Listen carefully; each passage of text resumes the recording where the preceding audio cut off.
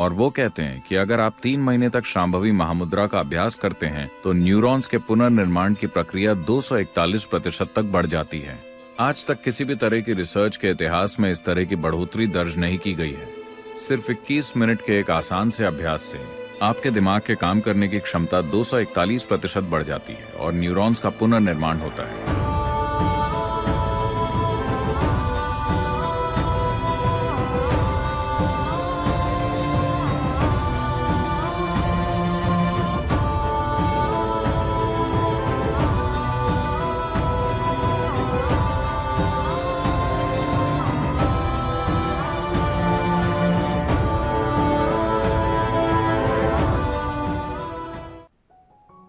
सौर मंडल की बनावट और अंतरिक्ष की ऐसी ही दूसरी प्रणालियां, आकाशगंगाएं वगैरह, ये सब इस रूप में हैं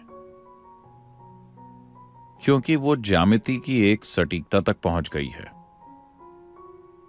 ज्यामिति यानी अभी पृथ्वी सूर्य के चारों ओर घूम रही है, इसे अपनी सटीक ऑर्बिट मिल गई है, इसीलिए ये लगातार घूमे जा रही है।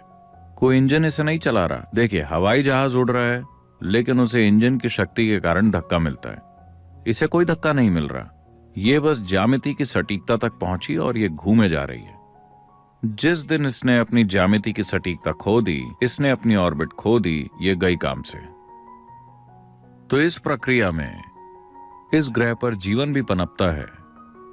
इसी ज्यामिति को विभिन्न स्तरों पर शामिल करके हम यौगिक संस्कृति में कहते हैं कि इंसान शारीरिक रूप से और दिमाग के मामले में भौतिक विकास की चरम सीमा तक पहुंच गया है।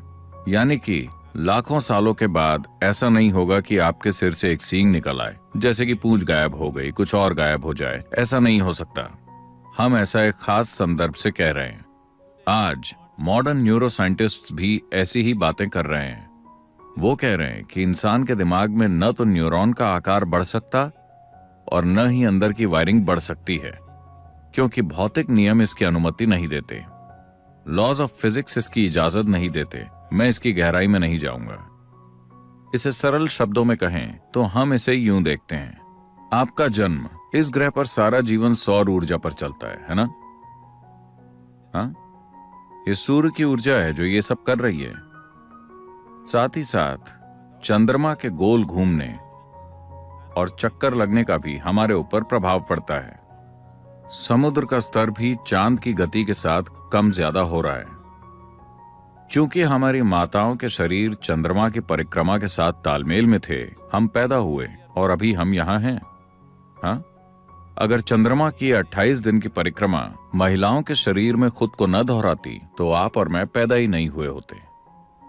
तो चूंकि ये उस हद तक पहुंच गया है, हम कहते हैं कि भौतिक नियम इस हद तक पहुंच गए हैं कि इस ग्रह पर जीवन अब और विकसित नहीं हो सकता।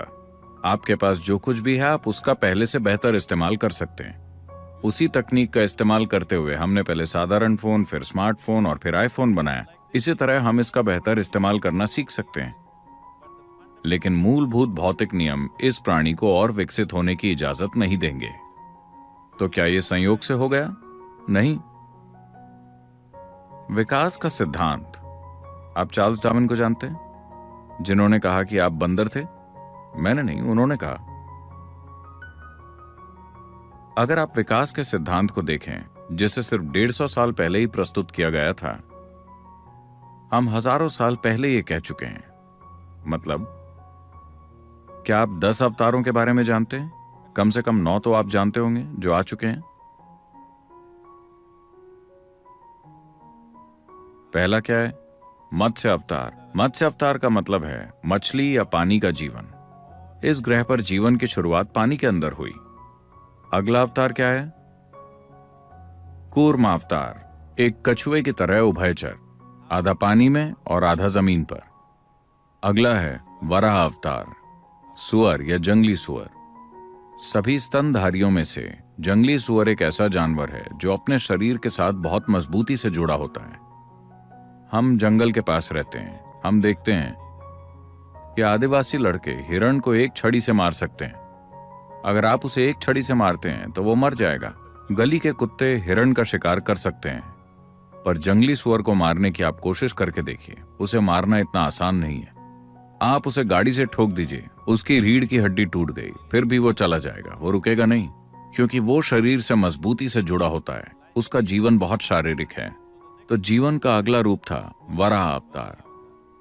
इसका सीधा सा मतलब यह है कि सृष्टि के रचयिता की पहली अभिव्यक्ति थी मछली, फिर एक कछुआ, फिर एक जंगली सुअर, अगला है नरसिंह, आधा आदमी आधा जानवर, अगला है वामन, एक बौना आदमी, अगला है एक पूर्ण रूप से विकसित लेकिन भावुक होकर धीरज खो देने वाला इंसान परशुराम, अगला है एक शांतिपूर्ण इंसान राम, अगला है एक प्रेम करने वाला इंसान कृष्ण, अगला है एक ध्यान में मग्न इंसान बुद्ध।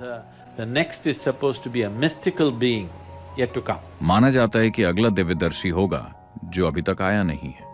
ये बिल्कुल डार्विन के विकास के सिद्धांत की तरह ही है ना? ये दोनों एक ही क्रम में हैं, ठीक एक ही क्रम में। डार्विन ने अपना सिद्धांत सिर्फ 150 साल पहले प्रस्तुत किया था। यही बात 12 से 15 हजार साल पहले कही जा चुकी है। खुद आदि योगी ने इसके बारे में बताया था।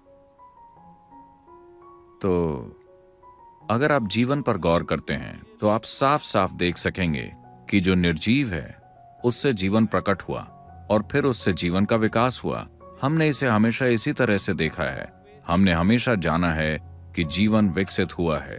आप जिस भी मंदिर में जाते हैं वहां एक सांप होता है। ऐसे प्रतीक कई जगहों पर हैं, क्योंकि आज भी आपके दिमाग के एक हिस्से में रेंगने वाले जीव का दिमाग है। आप जानते हैं कि आपके दिमाग का केंद्रीय मुख्य भाग अभी भी रेप्टिलियन ब्रेन है और यह आज भी काम करता है। हमारे पास योग में अलग अलग अभ्यास हैं कि कैसे इस रेप्टिलियन ब्रेन से परे जाया जाए और सेरेब्रल कॉर्टेक्स को काम करने दिया जाए। और आज हमारे पास वैज्ञानिक प्रमाण हैं। यूनिवर्सिटी ऑफ कैलिफोर्निया ने शांभवी महामुद्रा पर साइंटिफिक स्टडीज की हैं। ये बुनियादी क्रिया है जिसे हम सिखाते हैं, और वो कहते हैं कि अगर आप 3 महीने तक शांभवी महामुद्रा का अभ्यास करते हैं तो न्यूरॉन्स के पुनर्निर्माण की प्रक्रिया 241% तक बढ़ जाती है। आज तक किसी भी तरह की रिसर्च के इतिहास में इस तरह की बढ़ोतरी दर्ज नहीं की गई है। सिर्फ 21 मिनट के एक आसान से अभ्यास से आपके दिमाग के काम करने की क्षमता 241% बढ़ जाती है और न्यूरॉन्स का पुनर्निर्माण होता है। इसका मतलब है कि जैसे जैसे आपकी उम्र बढ़ेगी आप ज्यादा बुद्धिमान होते जाएंगे। आमतौर पर जवान लोग सोचते हैं कि आप मूर्ख होते जा रहे हैं। हाँ, आपका दिमाग असल में बढ़ रहा है। समझे आप? ये हर दिन बेहतर हो रहा है। अब वैज्ञानिक प्रमाण भी मौजूद हैं। हम हमेशा से ये जानते थे, पर आज एक मीटर को ये कहना पड़ता है। अगर कोई इंसान कहता है तो ये सच नहीं है।